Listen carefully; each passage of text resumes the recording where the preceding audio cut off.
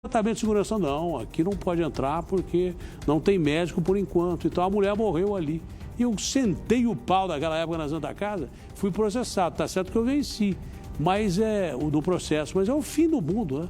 O que tem de gente deve ter acontecido com você. Você leva algum amigo, algum familiar a uma UBS, ou você mesmo vai na UBS e de repente não tem médico, não tem enfermeiro, hospital, a mesma coisa. Já aconteceu com alguém aqui? Já deve ter acontecido, porque isso acontece com frequência, você entendeu? E nós temos um sistema público de saúde que, se bem administrado, é maravilhoso. O SUS, ele chega a ser maravilhoso, se bem administrado. Na época da Covid, salvou milhões de brasileiros que meteram grana lá. Eu sou a favor de que todo político eleito, de vereador a senador da República, o cara tinha que ser atendido pelo SUS. Passou mal, vai ser atendido pelo SUS. E não ser atendido por esses hospitais de bacana de graça. Vai ser atendido pelo SUS. Sabe o que ia acontecer? O SUS ia se tornar o melhor sistema de atendimento, não é do Brasil, do mundo. Porque aí o do político ia para a reta. O cara falou, o quê? Vou ter que ser atendido pelo SUS, então vamos meter dinheiro no SUS. Mas como é pobre que vai no SUS, é só no nosso. É só no nosso. Aí quebrou o pau. Vamos ver a Gisele aqui na tela da rede. O Pedrão, tá pronto aí? Mira lá na câmera, ó. Leva até aí, William, na tela da Rede TV do Brasil do Povo. A Bina deu uma bica ali, Me ajuda aí. A confusão aconteceu aqui na UPA de Jales e, segundo o boletim de ocorrência, a acompanhante aguardava a transferência do marido para um hospital, mas a internação acabou sendo rejeitada. Nervosa, a mulher chutou a bandeja de medicamentos e agrediu as enfermeiras. Nas imagens das câmeras de monitoramento da UPA, dá para ver o momento em que a mulher se aproxima e conversa com a equipe. Repare que ela já parece irritada, fala ao celular e, segundo testemunhas, faz ameaças aos enfermeiros. Quando uma das profissionais tenta passar pela porta com medicamentos, ela chuta a bandeja. A enfermeira-chefe tenta conter a agressora, é empurrada para uma maca e cai no chão. A confusão continua até que a mulher se acalma e senta ao lado do paciente. Vídeos feitos pelos funcionários da unidade mostram as lesões nas enfermeiras. De acordo com a Bianca Mendes, chefe de enfermagem da unidade, a situação do paciente era estável e aguardava a liberação de uma vaga em um hospital de referência em outra cidade. Ela chegou alterada, começou a xingar as meninas pela demora. Só que esse paciente, ele aguardava uma vaga de neurologia, no CROSS. E não é uma especialidade que tem aqui na nossa região. A técnica e a enfermeira estão afastadas por precaução médica. A ocorrência foi registrada como lesão corporal, desacato e ameaça. Gisele Farina de Jales, para o Brasil do Povo. Olha, quem tem doença tem pressa, né? Ninguém fala assim, vamos lá na UBS tomar ceva. Ninguém fala assim, vamos no hospital porque nós estamos bem. Vamos lá reunir, pedir um petisquinho, pedir uma pizza. Quem tem doença tem pressa. Fora isso, de gente que não atende, falta médico, falta enfermeiro, falta tudo, na verdade. Sobra segurança para bater no povo. Normalmente é o contrário do que aconteceu aí. Isso precisa ser resolvido, o povo precisa ser atendido. Senão, nós vamos de mal a pior. Essa é uma situação simplesmente insustentável. É errado o que a moça fez, bater nas enfermeiras? Claro que é. Não aconselho a fazer isso. Mas, Atena, você acha aceitável? Não é que eu ache aceitável. É que ninguém que está doente gosta de ficar esperando. E, às vezes, não pode ficar esperando porque morre por causa disso. Mas é uma coisa de radiologia, o exame. E se a mulher tiver um tumor na cabeça? Quanto mais tempo ela perde para fazer o exame, menos tempo de vida ela tem. Ou eu estou errado daquilo que eu estou falando aqui? O que precisa é agilizar o sistema. Agora, que na maioria dos casos, nem médico e nem enfermeiros tem nada a ver com isso, na maioria dos casos não tem mesmo, porque não tem gente para atender. O que precisa é governante que promete saúde para o povo, entregar a saúde para o povo. Senão, não tem jeito, não é verdade? Qual é a próxima reportagem que nós vamos dar aí? É o caso dos velhinhos, porque sumiu aqui do TP, onde é que está? Cadê? É o caso dos velhinhos que repercutiu demais, né? O caso de maus tratos de velhinhos que repercutiu de uma maneira impressionante. A Polícia Civil de Minas Gerais realiza amanhã às 10 da manhã em Contagem a apresentação dos resultados das investigações relacionadas ao funcionamento clandestino de uma instituição de longa permanência. Um monte de coisa está escrito aqui. Os caras vão investigar o que já deviam ter investigado. Como é que um asilo clandestino está funcionando há tanto tempo e 3 morreram?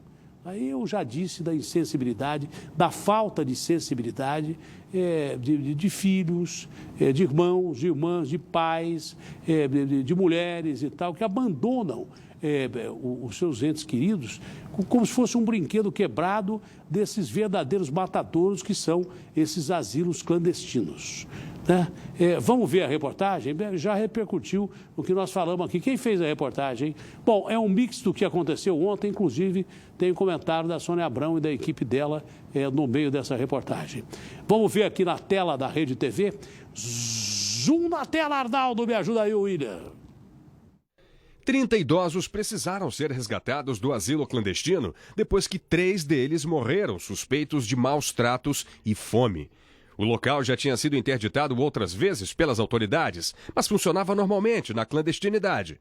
Durante a vistoria, agentes da vigilância sanitária encontraram carne estragada, fezes de ratos e paredes com mofo. O responsável pelo asilo clandestino, Daniel Júlio Gomes, foi preso, mas liberado após pagar fiança. Daniel é suspeito de usar os cartões de aposentadoria dos idosos sem consentimento deles. A reportagem causou a indignação da jornalista Sônia Abrão. A história dos velhinhos, a reportagem, todos nós aqui achamos chocante, simplesmente chocante, porque a gente vê isso não só no nosso país, mas no mundo todo. Como você não tem o direito de envelhecer e muito menos de morrer em paz, cercado pela família, cercado de afeto, com conforto emocional, com alguma coisa de humanidade. Eles tiram isso das pessoas porque elas não têm mais utilidade, não é? Elas não podem mais ser manipuladas, elas não podem mais ser colocadas onde as pessoas que ainda têm uma força de trabalho podem estar. Então, isso realmente precisa de uma punição, porque não pode ficar assim. Você está condenando essas pessoas à morte. É o que a gente viu nesse asilo, que de asilo não tem nada, é um depósito de ser humano na sua última etapa de vida. É tratado como lixo. E como é que as pessoas que foram criadas por esses seres humanos, que agora estão sendo descartados, podem deitar a cabeça e dormir em paz, porque consciência realmente não tem. Então, uma coisa que chocou a todos nós. Triste, né? Triste a situação desses velhinhos, né? De repente você cria filho, cria filha e de repente é abandonado, não é verdade? E acontece o inverso também, de gente abandonar pessoas de idade aí, simplesmente ao Deus dará. Isso não é asilo. Primeiro que é um asilo clandestino. Tá? De repente ali é lugar para você descartar velhinho como se fosse ferro velho. Aliás, eu como aposentado, se não fosse o dinheiro que eu ganhei na minha vida, perdi muito, mas ganhei o suficiente para poder passar um fim de vida tranquilo comigo e a minha mulher está bom demais. Mas se não fosse isso, eu sou um cara aposentado, eu trabalhei desde tenra idade, eu tenho 52 anos de profissão, mas eu me sinto como se fosse um ferro velho. Eu tivesse sido abandonado num ferro velho, é mais ou menos isso. É o que os velhinhos do Brasil, que deram a sua vida por esse país, ajudaram a construir esse país, né? Ajudaram a botar de pé esse país, fizeram a história desse país e, de repente, são abandonados pelos governos, tanto faz de direita, de esquerda, porque o que eles recebem do governo, o que os aposentados recebem de governo é uma miséria, é uma esmola o que recebem de governo. Antigamente você conseguia, minha mãe ajudava, minha mãe com a aposentadoria dela, minha mãe e meu pai, ajudava a mim e a minha irmã, a gente era em 2. Tá certo que ela costurava a bola, meu pai vendia bilhete de loteria, mas a aposentadoria dava para os velhinhos viverem e ainda ajudar os filhos. Hoje em dia, primeiro tem filho que toma dinheiro dos velhinhos, que bota o velhinho do asilo e toma o dinheiro que ele recebe do INSS. Quando o INSS não ajuda a meter a mão no dinheiro do povo também, como aconteceu agora nesse golpe em que usaram agentes do INSS para facilitar um golpe terrível de quase 100 mil, perto disso aí. Você entendeu? Então, é essa situação que eu não entendo como é que pode uma pessoa que cria com o maior carinho alguém e, de repente, é abandonada como se fosse ferro velho no lixo. É de doer, de cortar o coração. Quem é que está comigo? Quem é a repórter que está comigo? A Júlia. Cadê a Júlia, hein? Onde é que está a Júlia? Oi, Júlia. Em primeiro lugar, é um prazer conhecê-la. Estou chegando agora aqui na Rede TV. É um prazer falar com você. Ô, Júlia, eu estava comentando com a Janaína agora há pouco que de madrugada eu acordei, né? Eu moro numa casa confortável, está lá o aquecedor ligado, mas estava 14 graus. Eu estava morrendo de frio. Uma coisa assim impressionante. Eu imagino, tem gente que, eu não sei, deve ter tido sensação térmica em São Paulo. Se aqui em Barueri estava 14 graus, perto do pé da serra, lá em Parelheiros, Engenheiro Marcilac, a sensação térmica devia estar de 8, 9 graus. Não falei que o pessoal do CGE era mais ou menos isso.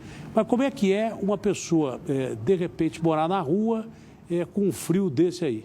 Tá? E dividindo aquele cobertor fininho que os caras dão para eles, dividindo o chão com ratos. É uma situação terrível, rato, barata e o que tiver. Você foi conversar com as pessoas na rua para ver que situação é essa, com esse frio terrível? E já morre gente. Depois os governantes dizem, olha, mas não foi por causa do frio, não. Não foi não, mané. Vai passar com a sua família uma noite de frio na rua para você ver se você sobrevive. Pois não, Júlia, uma boa noite para você. Boa noite, Datena. Boa noite a quem nos acompanha. Isso mesmo, Datena. A gente veio aqui para o centro de São Paulo para conversar com a população e entender, né, como é que é essa situação de viver esses dias na rua, duro, difícil, frio cortante. Giovanni ontem fez aqui uma matéria também para a gente, falou desse frio que corta, que dói. De fato, machuca as pessoas na rua. A gente estava conversando com a população aqui, pessoas em situação de rua de fato, e um dos relatos que a nossa equipe ouviu foi que ontem choveu e eles acordaram todos molhados, as mantas estavam molhadas, os papelões que eles ficam estavam molhados. É uma coisa que dói, corta. E por isso, inclusive, a Prefeitura de São Paulo retomou hoje a operação Baixas Temperaturas, que são tendas espalhadas pela cidade, 10 tendas mais especificamente, espalhadas pela cidade com sopa, pão, chocolate quente, chá, café, água para essa população, para esquentar, para aquecer e dar um pouco mais de acolhimento a essa comunidade, né? Essas tendas, como eu disse, estão espalhadas pela cidade. Elas devem funcionar das 6 da tarde até a meia-noite para atender esse público que vive numa situação de vulnerabilidade, né? A ação, a gente lembra, é acionada sempre que as temperaturas chegam aí a 13 graus ou menos. E a expectativa para os próximos dias é de que os termômetros cheguem às mínimas de 11 graus, Datena. Então, um frio muito duro, necessário que tenha essas ações por aqui. 11 graus? Imagina na rua, com sensação térmica de 9 graus. Não morreu por causa de frio, o cara tá assim. É o fim do mundo, viu? Bom, Júlia, eu não sei se a matéria é sua, é da Júlia, a matéria é da Júlia. Vamos ver a matéria que a Júlia fez, que já é sinônimo de boa matéria. Ela fala muito bem, já deu para perceber que é outra grande repórter do sistema Rede TV no Brasil do Povo. Vamos sentir, já que é o Brasil do Povo, que o povo de verdade sente nas ruas com esse frio desgraçado que está acontecendo aqui. E eu não sei como é que essas pessoas não morrem. Você também, você não vai botar um agasalho, não, cara? Vai morrer de frio aí no fundo, aí. Não está muito frio? Bota o agasalho, então fica fora do estúdio. Senão você vai morrer de frio aí. Estou falando sério. Porque tem que conservar os equipamentos, aí fica frio pra caramba. Conserva o equipamento e mata a gente. Vamos ver aí, por gentileza, a reportagem da Júlia. Os paulistanos tiraram o casaco do armário hoje para aguentar o frio. De tudo um pouco, porque se não coloca, eu ainda estou com uma dupla face que ninguém merece passar por esse frio. O Antônio apostou no boné com capuz para manter a cabeça aquecida. Usa boné, capuz, tudo, calça jeans, 2 calças e vamos lá, né? Tem que trabalhar. De acordo com a Defesa Civil de São Paulo, a massa de ar polar que tem avançado sobre o continente baixou as temperaturas em todo o país nessa semana. Por isso, a partir de amanhã, o frio intenso deve chegar no estado. No decorrer da semana, os termômetros podem chegar a marcar 2 graus Celsius em algumas regiões. Com o tempo frio, a Prefeitura de São Paulo realiza a Operação Baixas Temperaturas, que acolhe pessoas em situação de vulnerabilidade com sopa, pão, chocolate quente, chá e água nesse período de frio intenso. O jeito mesmo é se agasalhar bem para enfrentar o frio. Tem que levantar, tem que trabalhar, né? Não tem saída não. Olha, é terrível. A Júlia está aí ainda. É terrível, viu? Eu gostaria que fizesse matéria com aquelas pessoas que estão ali no centro, deitadas na rua e que ficam invisíveis. Elas simplesmente ficam invisíveis. Eu li uma coluna uma vez, eu não sei, acho que foi do Sakamoto, acho que foi no UOL, ele dizendo que viu um cara morto no trajeto que ele passava e que ele nunca tinha prestado muita atenção no cara. A gente só percebe que tem esses moradores de rua quando vê alguém morto, porque senão passa e finge que não existe. Se a gente faz isso, é um sentido de preservação humana, que aliás é um ser humano, você pensa que o ser humano é bom, ele é bem ruim mesmo. Tem alguns maravilhosos, aí vira papa, vira santo e tal, mas o ser humano não está nem aí com a maioria dos outros não. Então essas pessoas se tornam uma população invisível. Ser invisível para nós já é muito ruim para a raça humana. Agora, ser invisível para a autoridade que finge que não vê gente morrer de frio e de fome na rua, aí é demais, né, Júlia? Aí é demais. Eu queria que fosse entrevistada uma pessoa dessa daqui, como a gente está vendo aqui, ó, coberta até a cabeça, é simples. É só mandar alguém ir amanhã, se eu falar agora, eles vão tirar os caras de lá. Mas eu vou dar o local que eu vou pedir para irem, porque tem casa. Você já viu, Júlia, favela de parede? Você já viu favela de parede? Você sabe o que é favela de parede? Já viu? Você sabe o que é favela de parede? Os caras empilham, de repente, madeira ou qualquer coisa que sustente um tetozinho de zinco, ou de plástico, ou de papelão, eles simplesmente encostam no muro e fazem favela encostada no muro. Já viu isso? Isso tem nos principais pontos da cidade. E é uma tragédia. É uma tragédia. Imagina o cara morar encostado no muro, um papelão em cima com um frio de 11 graus, 10 graus, 8 graus. E a tendência daqui para frente, inverno chegando, é ficar cada vez pior. É triste demais isso, não é, Júlia?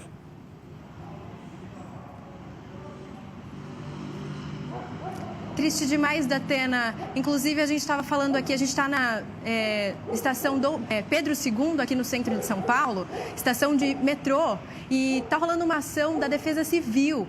Eles montaram aqui um abrigo solidário para essa população, para atender essa população que sofre tanto com esse frio, com essa baixa temperatura. É uma das piores fases do ano, né, para essa população. Frio, chuva. As chuvas têm sido até bem frequentes nesse período do ano. E, inclusive, a gente desceu aqui nesse abrigo solidário, deu uma olhada nas camas que foram montadas. Tem cama, tem colchão para atender essa população. Tem alimento, sopa. Eles estão sendo acolhidos aqui. Tem doação, inclusive, de agasalho, de cobertores, para que eles possam ser acolhidos numa fase tão difícil, numa época tão dura, com essas temperaturas tão baixas. A gente conversou também, como eu tinha dito antes na outra entrada, com essas pessoas em situação de vulnerabilidade, e um deles contou que a sensação do frio aqui para eles na rua é de 5 graus. A gente estava falando de 11 e você já ficou chocado. Eu também fico chocada porque dói na nossa pele, a gente de casaco. Eu aqui de lenço, de blusa de lã, casacão. Agora eles, eu vi esse moço que me contava, ele estava com uma blusa só, uma camiseta. Imagina o frio, Datena. Não, eu imagino. Tem muita gente que a hora que imagina já morreu. Entendeu? Esse é o grande detalhe. O que eu acho gozado é que esses caras improvisam estações de metrô, estações rodoviárias na época do inverno. Por que não faz abrigo? Abrigos melhores, porque esses abrigos que existem em São Paulo e no Brasil são um lixo. As pessoas têm até medo de entrar nesses abrigos. Tem uns que preferem ficar na rua porque esses abrigos são violentos, sujos, e de repente preferem muito mais ficar nas ruas, o que é um absurdo. Mas por que já não fazem abrigos melhores antes do inverno chegar, antes da estação de água chegar? Porque é primeiro frio pra caramba e depois chuva pra caramba. Já pensou você dormir no chão gelado, depois de dormir debaixo da água? Entendeu? Em cima de enxurrada ou coisa parecida. Lembra quando na Covid fizeram os hospitais de campanha e muita gente roubou com esses hospitais de campanha, inclusive aquele Witzel, lá no Rio de Janeiro. Aqui em São Paulo, aquele Abas meteu a mão nesses abrigos de Covid, eram hospitais de campanha. Por que não fazem abrigos de campanha, que são barracas, né? Mas que pelo menos tem um abrigo para as pessoas ficarem durante a época de inverno? Por que não fazem isso? Não, o povo fica lá na rodoviária porque já tem, vai gastar menos. Uma prefeitura que tem bilhões, como tem a Prefeitura de São Paulo. Eu acho um absurdo isso, cara. Acho um absurdo. Só vai ver que o cara está morrendo na época do inverno. Aí não dá, né? Simplesmente é impossível a gente viver numa situação como essa, principalmente para quem vive numa situação como essa. Olha a perseguição policial em Embu das Artes, região metropolitana de São Paulo. Deixa eu ver. Cadê as imagens da tela, William, por gentileza? Veja as imagens. Tela grande, meu compadre. Tela grande, senão não dá para ver. Motos da Rocan em alta velocidade. Tá pronto o merchandising aí? Tá pronto? Já tá pronto o merchandising, meu filho. Veja as imagens aí. Veja as imagens da tela da Rede TV do Brasil do Povo. Velocidade e perseguição de motos aí. O cara vai na frente. Velocidade dos pilotos de motos da Rocan. Veja as imagens aqui da tela da Rede TV. Veja as imagens. A polícia vai chegar, hein? A polícia vai chegar. Eu vou dar um intervalo comercial, de 1 minuto só, vou dar um recado e volto já. Você vai ver o final dessa perseguição policial. A moto vai na frente e as motos da Rocan vão atrás. Daqui a pouco eu volto. Você sabia que mais de 10 milhões de pessoas sofrem com constipação intestinal no Brasil? Se você tem um intestino preguiçoso e ir ao banheiro se tornou um incômodo na sua vida, chegou a hora de transformar essa realidade. Liga agora, 0800 777 8000. Active Intestine da Natural Mania. É um suplemento alimentar que ajuda a regular o seu intestino de forma natural, ajudando a dar adeus ao seu sofrimento na hora de ir ao banheiro, favorecendo a volta das funções normais do seu intestino com uma fórmula 100% natural, rica em fibras vegetais e com um delicioso sabor laranja. Ele auxilia no funcionamento intestinal e na melhora da sua digestão. Fonte de fibras, zero lactose, sem efeitos colaterais indesejados, auxiliando no alívio diário e não apenas momentâneo. Além de ajudar na regularidade do intestino, Active Intestine ajuda a fortalecer a sua imunidade, auxilia a reduzir gases, inchaço, desconforto, melhora a absorção de nutrientes essenciais e favorece no alívio daquelas cólicas indesejáveis. Fácil de diluir em qualquer bebida ou alimento, quente ou frio, é o aliado perfeito para te proporcionar uma vida mais leve e saudável. Experimente Active Intestine da Natural Mania e ajude o seu intestino a trabalhar com um verdadeiro relógio. Liga agora 0800 777 8000.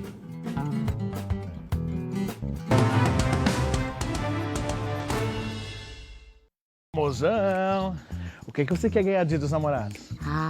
Eu quero uma casa com uma caminhonete na garagem. Com o Hipercap você pode! Olha que dupla! A casa própria e uma Fiat Toro na garagem. Tem mais prêmios para se apaixonar. Nos primeiros sorteios tem 3 carros e muito mais. Garanta mais chances. Cada título custa só R$2. Com o Hipercap você pode! De um lado do Brasil, sobram organizações criminosas. Do outro, falta coordenação para combater o crime. Aqui, Derrite, quem comete crimes tem benefícios de mais e punição de menos. E a falta de solução para o problema acaba punindo todo mundo. Ciro, ao contrário dos criminosos, quem está preso hoje são os brasileiros, que querem sua liberdade de volta. E para isso, é segurança já. Se você concorda, conheça mais o Progressistas.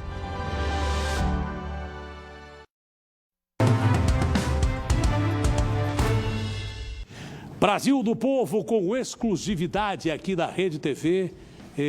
Essa é uma das maiores delegadas com quem eu já trabalhei na minha vida. E gente boa pra caramba. Estava falando com o Arthur, delegado-geral, ao vivo aqui, e sobre esse caso que a senhora está atrás, né?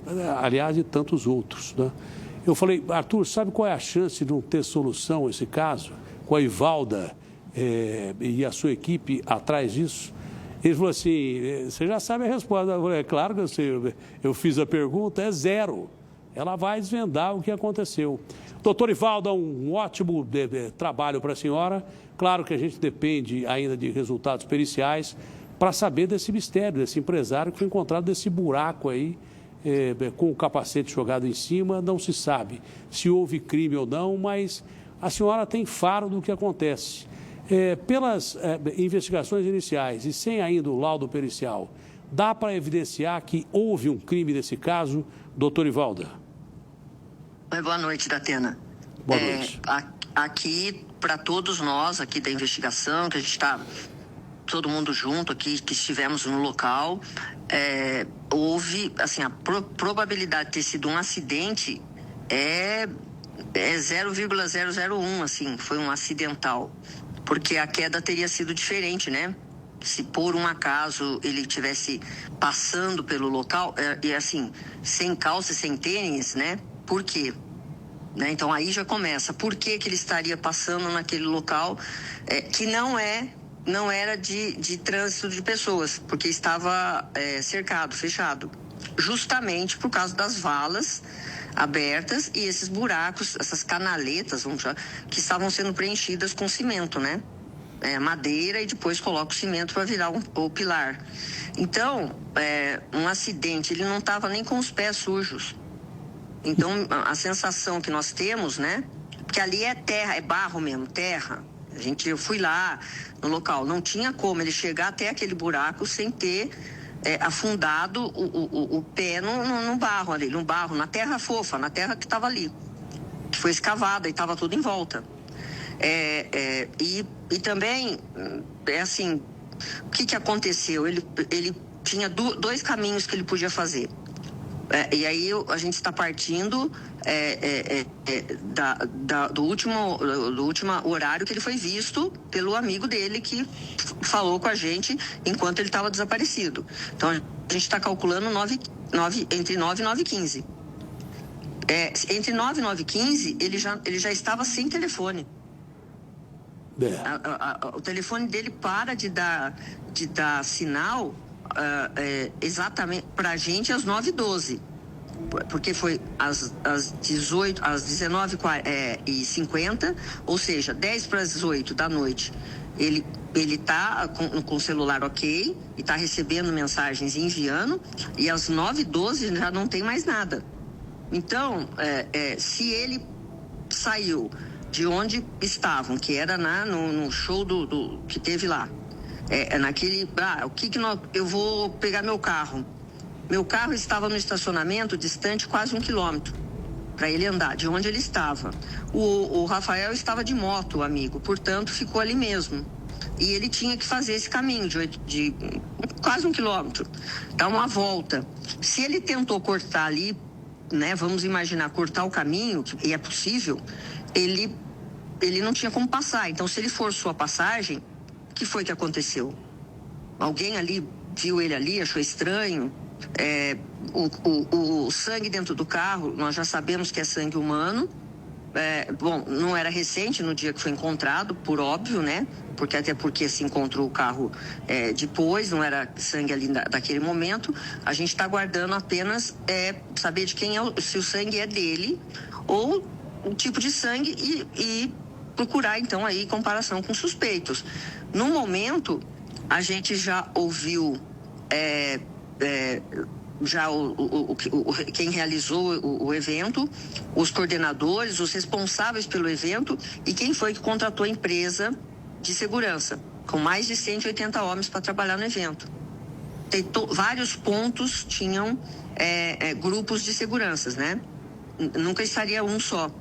Até porque, né, segundo aí fala, a gente contrata porque às vezes bebem, tem briga, se tiver um acidente, né, socorre, tem ambulatório lá.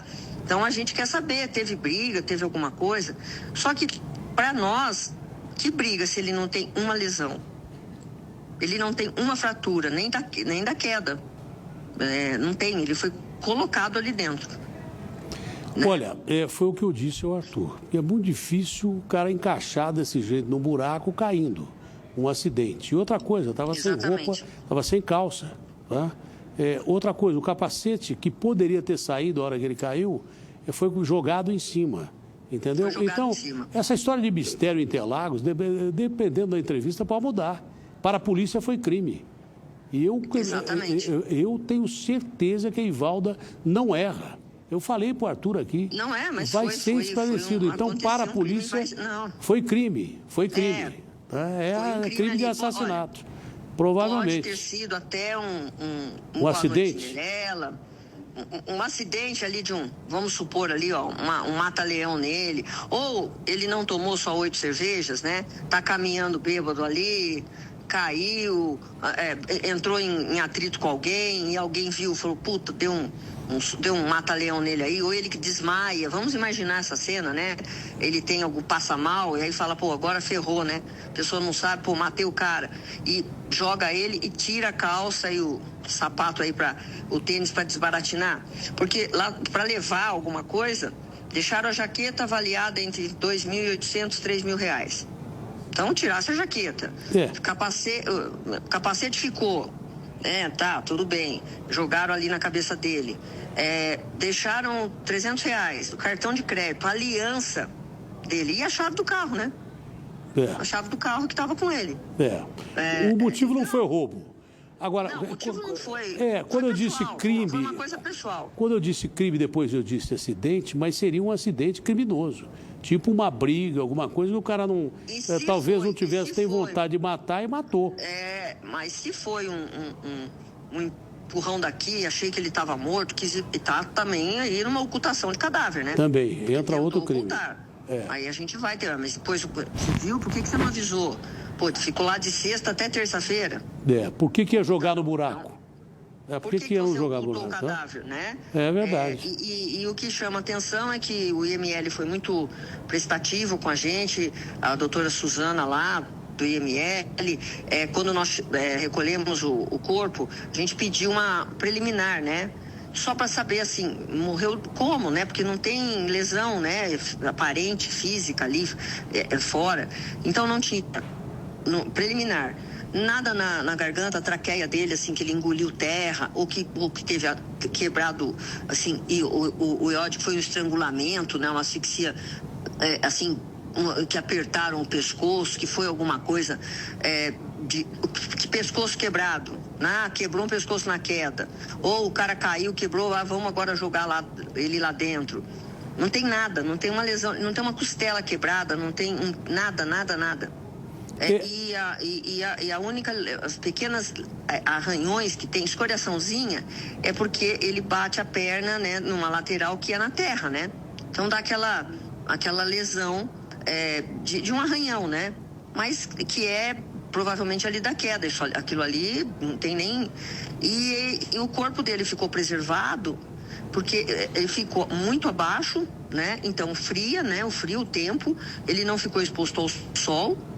E lá embaixo gelado e ainda com o rosto coberto do capacete, né?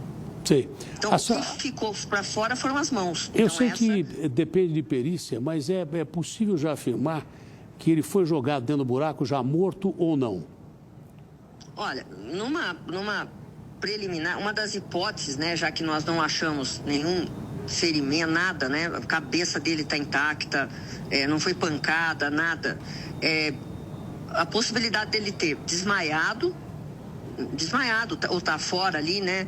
Seja por álcool, por droga, ou seja por algum safanão que tomou, ou alguma tentativa de ser asfixiado mas ele foi colocado porque ele tenta respirar, entendeu? Ainda que talvez desacordado, ele continua respirando, porque a primeira, a gente não sabe se isso virá no laudo, é uma compressão, porque é muito estreito, não dá para se mexer ali, onde ele está. Pode ter morrido asfixiado.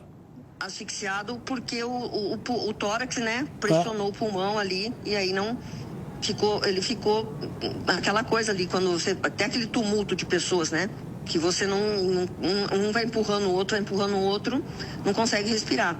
Então, essa é uma hipótese. Olha, isso é comum em gente soterrada. A primeira coisa que o bombeiro quer fazer é aliviar a função aqui do diafragma. porque a pessoa fica espremida e não consegue respirar. Pode ter até sido, eventualmente, sido uma brincadeira de mau gosto que jogaram o cara ali e o cara morreu, o que eu acho difícil. Uma brincadeira de mau gosto, tirando a calça, então vai ser mau gosto assim no rádio parta, né? E a meia, né? Muito mau gosto. Mas mau gosto pra caramba. Bom, mas a doutora Ivalda já disse que foi crime. De que forma o crime aconteceu? Para nós foi um ato criminoso. Agora a gente quer saber a motivação e as circunstâncias, né, que isso aconteceu. Porque e como foi? Porque assim, ele não tem uma lesão, quer dizer, ele foi levado lá perto daquele buraco, alguém que ele conhecia. Vem aqui, ó. Ou ele estava muito alterado, né? Porque tem uma coisa que intriga. Que alteração foi essa depois de tomar 8 cervejas? Que ficou muito agitado, muito alterado. A perícia vai mostrar. Então, a gente vai ver se foi só isso mesmo. Se deram aí um Boa Noite Cinderela para ele. Tá bom? A gente está aguardando esse laudo, mas está ouvindo aqui todo mundo, todas as pessoas que trabalharam. Hoje já foram ouvidos vários seguranças, nós estivemos no local e a gente está analisando as imagens, porque as imagens são muita gente, né? Muitas saídas. Eles tinham câmeras na entrada e saídas, e em alguns pontos só do autódromo.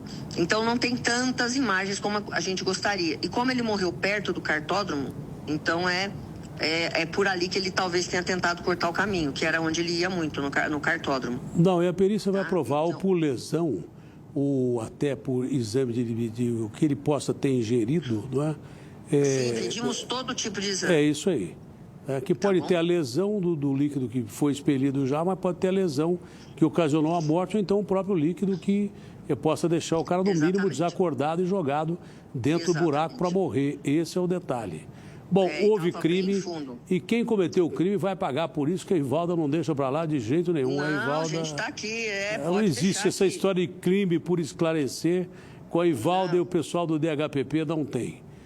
Doutora Ivalda. Hoje nós fomos buscar em Goiás um homicida aqui, fato acontecido em janeiro, já achamos ele em Goiânia, já está voltando preso amanhã e vai responder por mais 2 homicídios que ele confessou. Ele matou então, quem aqui?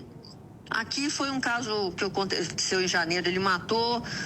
Na verdade, ele tinha um caso com uma senhora aí, com uma mulher, e ele matou o marido dela. Porque o marido descobriu, então ele foi lá e matou. Ele é frio, ele também já matou mais pessoas, até em outros estados, e aí a gente está trazendo ele de volta. Nós fomos buscar, então não dá para fugir. Não, a Ivalda, quantos quilômetros você andou atrás daquele assassino da Lara? 1.100, e ele pegou 19 anos de cadeia. 19 anos de cadeia, a doutora Ivalda tinha... Não era nem do DHPP, ela tinha lá no GAR. Na Capturas. Na Capturas, ela tinha a foto do cara que ela ficava olhando todo dia para aquele cara que cometeu um crime terrível com a garotinha Lara, que foi arrebatada e morta. Ela falou, vou prender esse cara. Tomou 19 anos de cadeia, e isso mostra a profissional brilhante que é a doutora Ivalda Aleixo. Prazer em falar com a senhora, um beijo grande para a senhora e boa sorte aí. Tá bom? Um abraço, viu? Obrigada. Muito obrigado, boa noite. Com exclusividade, doutor Ivalda Aleixo confirma que foi realmente crime, que foi assassinato do empresário. Exclusivo. Quando for exclusivo, sela aí na tela da Rede TV do Brasil do Povo. O cara, por pouco menos que isso, já põe lá exclusivo. Tem que botar exclusivo e ainda brilhando. Cadê a perseguição policial aí, meu compadre? Só um trecho dela. Só o começo da perseguição policial. Tá no ponto? Tá no ponto aí a perseguição policial. Tela grande. Depois do intervalo comercial, que é o último. Primeiro que vem aí, Amanda Klein, daqui a pouquinho, com o Rede TV News. Mas antes eu vou dar a perseguição policial. Foi na região metropolitana de São Paulo. Um minuto eu volto. Se passar muito disso, pode me chamar de feio.